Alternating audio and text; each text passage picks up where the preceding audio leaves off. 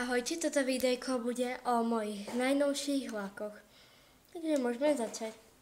Tento vlak je z Grécka. Baltic Concept. Je trblitkavý. Potom mám takýto rúžový.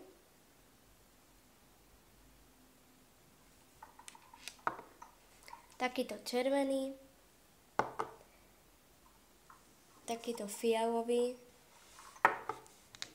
takýto do oranžová, takýto zelený, takýto fialový. A ešte takýto malinký čierny. No, tak to bolo všetko z mojich vlákov.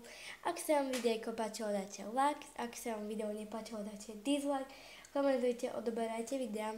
Majte sa u ďalšieho videjka.